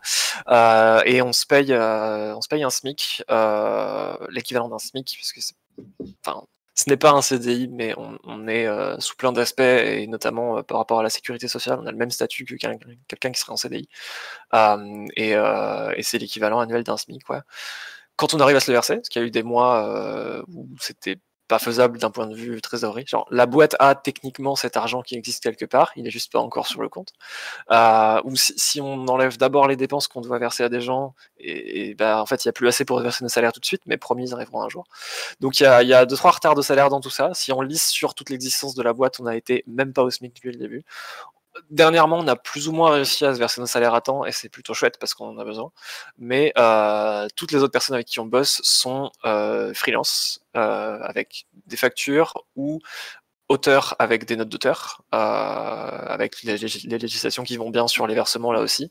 Il y a à peu près aucune situation dans laquelle tu peux ne pas payer les gens, ça n'existe pas. C'est juste plus ou moins facile de truander selon à quel point tu as envie de le faire. Comment ? Avec de la visibilité, tu peux. Ouais, oui. En tout cas, j'espère que je ne dis pas un immense mensonge en live, mais on a toujours payé les gens à qui on devait de l'argent. Je pense que c'est la moindre des choses, mais normalement c'est bon. Les seules personnes qu'on n'a pas entièrement payées et rémunérées pour ce qu'elles ont fait, c'est nous-mêmes, parce qu'on n'a pas la thune pour le faire, et que si on devait le faire là tout de suite, il faudrait qu'on ferme la boîte et qu'on ait des dettes envers le monde entier avant de pouvoir se verser l'argent que la boîte nous doit. Mais en contrepartie, on a eu la chance, depuis la création de la boîte, donc depuis avril 2017, bientôt 4 ans, d'avoir techniquement un job et techniquement des fiches de salaire sur lesquelles il y a écrit directrice générale, ce qui est un super pouvoir quand tu veux ne serait-ce que trouver un appart. Tu dis, ah mais vous savez, je crée mon propre emploi. Vous avez une fiche de salaire? Ouais, bon... faites pas gaffe au montant, mais vous savez, la dividende, tout ça, pas du tout.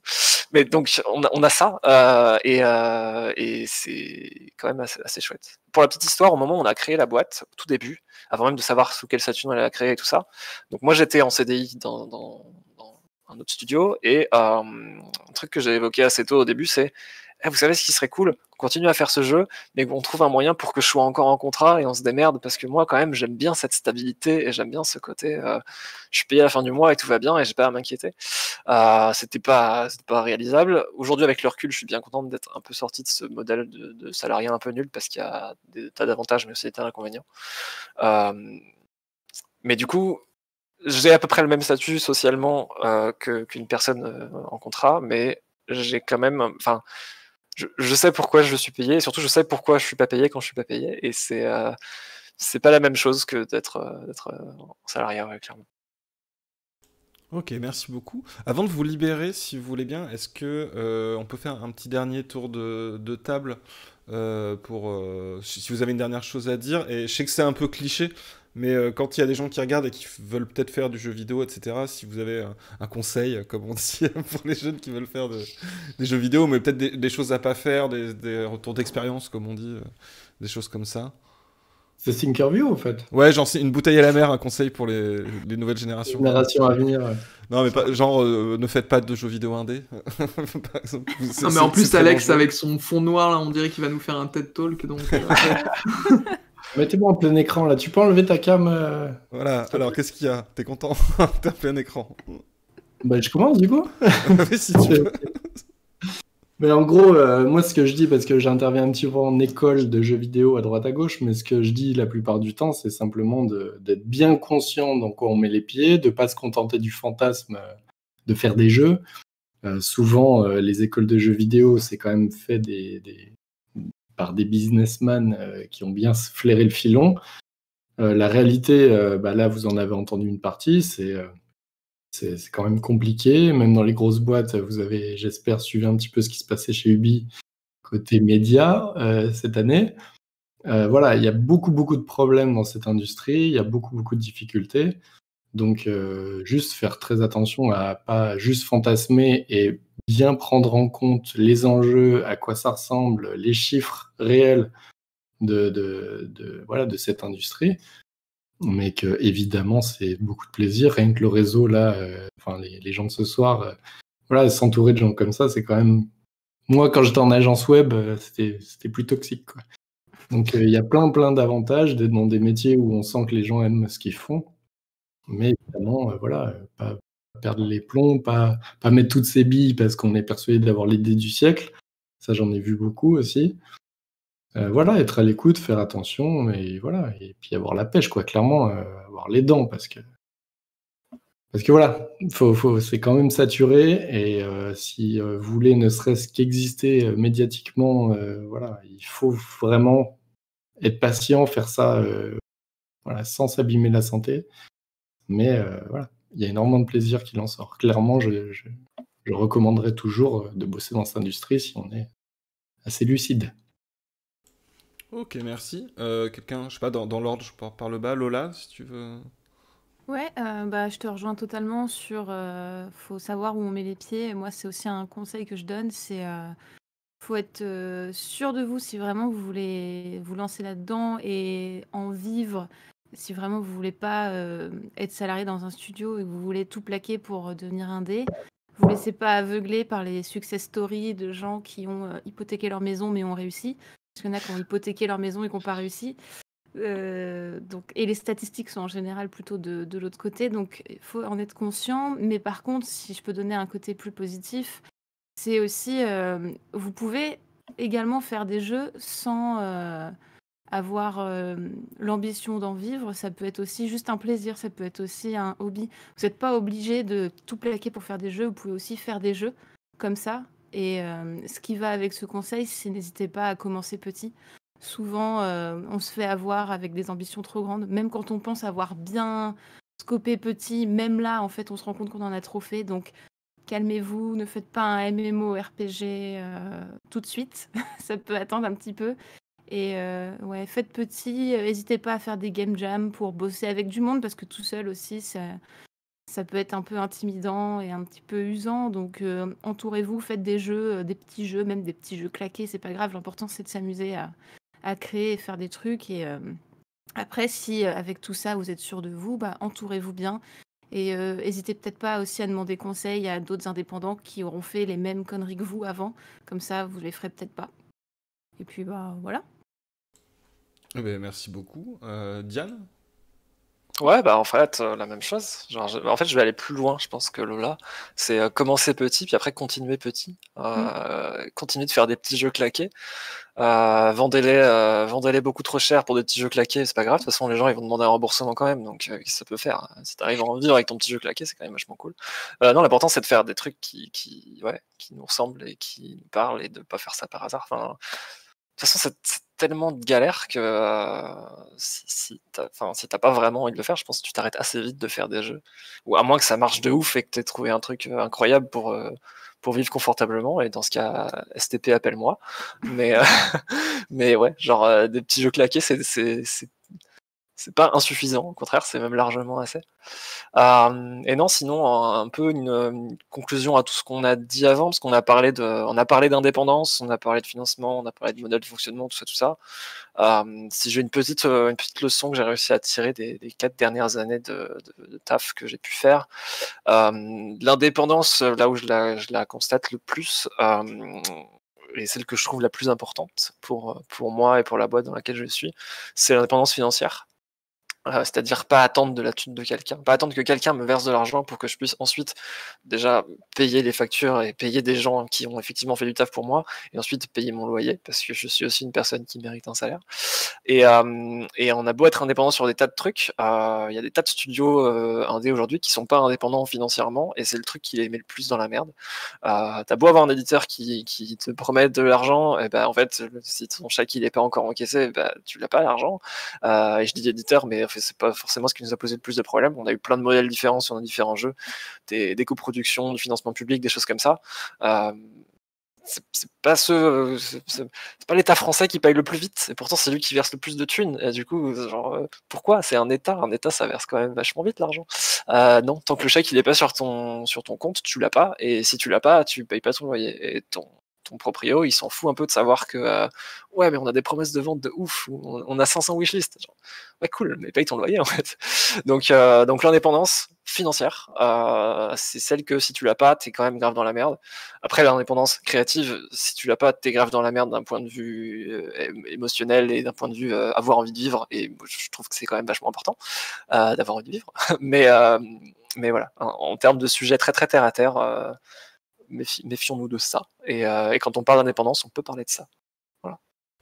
Merci beaucoup. Du coup, je laisse le mot de la fin à Géraud. Yes. Allez.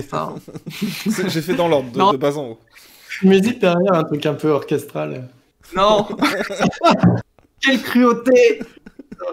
Non, mais les conseils sont vraiment super, donc je vais aller dans le même sens et je vais juste rajouter un truc. Je vais faire de la pub pour un truc dont j'aime bien faire la pub. Faire des jeux, c'est compliqué. Je pense que tout le monde peut en faire. Pas forcément des bons, mais tout le monde peut essayer en tout cas et faire des choses. Mais ça demande quand même d'apprendre plein de choses. Et voilà, si vous avez envie de faire du jeu, moi je trouve que les formations, c'est important. Et on a de la chance en France, on a des formations publiques pour le jeu vidéo. Et voilà, moi j'aime bien mettre en avant le fait qu'on a une école qui notamment est l'ENGMIN en fait. Donc c'est l'école nationale des jeux et médias interactifs numériques, c'est un peu long mais ça vaut le coup. Et en fait, il y a une école, un master jeux vidéo en 2 ans qui est une super formation dans laquelle on apprend plein de choses, on rencontre plein de gens, on paye quasiment que dalle et en plus c'est ouvert aux bourses, etc. Donc on peut vraiment payer rien. C'est à Angoulême. Ça peut paraître comme un désavantage, mais du coup, en fait, c'est une ville qui coûte rien à vivre. Donc vraiment, moi, j'avais que dalle de loyer quand j'y étais et tout. En vrai, c'est joli Angoulême en plus. Qu'est-ce qu'il y a ? C'est joli un peu Angoulême, ça va. Ouais, c'est sympa en plus. Non, mais tout ça pour dire, on a la chance d'avoir des formations publiques. Qu'est-ce qu'il y a ? Personne n'est dupe. Voilà, tout ça pour dire, l'ENGMIN, c'est très cool. Il y a moyen de se former efficacement et d'avoir des formations reconnues, puisque c'est des formations reconnues par les pros, et qui sont pas juste utiles quand on a envie de travailler chez Ubisoft ou quoi. C'est des trucs où on apprend vraiment à faire des jeux, même pour soi en fait. Et l'avantage quand on fait une école publique notamment, c'est qu'on n'a pas un prêt énorme à rembourser quand on sort de l'école. On n'est pas obligé d'aller au charbon chez Ubisoft ou n'importe quel autre studio pour rembourser tout ce qu'on a investi dans une formation privée qui coûte la peau du cul, etc. Là, en sortant de l'ENGMIN, vous pouvez faire ou d'une autre école, hein, parce qu'il n'y a pas que l'ENGMIN, vous pouvez faire le pari de tenter l'indépendant sans avoir un prêt au cul, ces genres de trucs, quoi. Donc je pense que c'est important aussi de bien penser à ça quand on se dit, tiens, j'ai envie de faire du jeu vidéo, je sais absolument pas comment faire. Bien sûr, on peut l'apprendre de son côté, mais c'est aussi une possibilité de l'apprendre en école sans avoir à débourser des milliers d'euros, quoi. Et ça se fait à quel niveau d'études, du coup, cette formation ? Ça se fait en master pour l'ENGMIN. Okay. Il me semble qu'ils ont... Après, ça dépend des postes. L'ENGMIN, le master, ce qui est cool, c'est que c'est tous les postes. Donc, il y a vraiment qu'on ait envie de le faire en sound designer, game designer, programmeur, graphiste, peu importe, tout est compris. C'est un peu le pack. On peut choisir sa spécialisation là-bas. Et après, ils sont en train de se déployer un peu avant ça. Donc, il me semble qu'il y a une licence informatique qui est en train d'ouvrir, qui vient d'ouvrir à l'ENGMIN, donc qui est plus axé programmation, mais jeux vidéo, programmation jeux vidéo, et qui permet ensuite d'embrayer. C'est pas parce qu'on a fait 3 ans d'ailleurs de licence en prog qu'on est obligé de devenir prog après. Hein. On peut très bien postuler en game design, par exemple, ou chef de projet, ou ce genre de choses. Donc, et après, bien sûr, encore une fois, il n'y a pas que, je peux pas tout citer maintenant, mais il n'y a pas que l'ENGMIN, il y a aussi des licences pro jeux vidéo à Montpellier, à Bobigny, il me semble. Il y a il y a les DUT, c'est très bien. Enfin, je sais que ça change tout le temps les noms, mais les IUT, DUT, il y a plein de gens que je connais qui font du jeu vidéo, qui sont hyper forts et qui sont sortis de ça, qui sont des formations en 2-3 ans au début quand on sort du bac. Donc bref, renseignez-vous, il y a plein de moyens de se former pour pas cher, quoi. Et bien.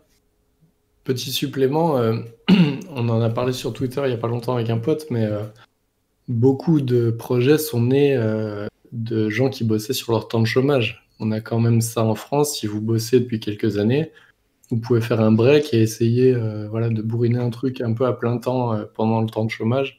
Nous, c'est ça qui nous a lancé quand même. Donc il y a toujours des solutions au moins pour essayer de tâter un peu le terrain, quoi. Quelqu'un faisait la réflexion avant que en France, enfin même à d'autres endroits, le chômage c'était un grand fournisseur de beaux projets. Il y a vraiment, je pense qu'on sous-estime même le nombre de choses qui ont été créées grâce à ça, quoi. Oui, pardon, Diane. Ouais, non, je vais rejoindre. Ma première année dans Accidental Queens, j'étais entièrement payé par Pôle emploi et pas par la boîte. Et c'est ce qui a permis de fournir du taf sans être à la rue pour qu'au final, il y ait un jeu qui sorte et qui prenne le relais avec ses ventes, quoi. Ok. Eh ben, merci beaucoup. Je vais vous libérer. Merci vraiment infiniment pour d'avoir répondu à l'appel et tout, comme ça. J'espère que ça a été pour vous. C'est la première fois où on est aussi nombreux. Mais voilà, et là, on peut refaire ça quand vous voulez ou sous d'autres configurations, etc. Donc voilà. Merci à toi. C'était très bien. Merci à toi, c'était cool. Merci, de ouf. Merci beaucoup, c'était chouette. Très bien. Je vous envoie un petit message tout à l'heure. Là, je vais dire au revoir aux gens. Donc je vais repasser en webcam et à très très bientôt, j'espère. À bientôt. On t'attend sur le Discord du coup là. Non, m'attendez pas, je vous enverrai un petit message. Après, je vais faire mes petites news, je vais raid quelqu'un. Ouais, etc. Ça marche. Bonne soirée le chat, à bientôt. Salut. Très bonne soirée.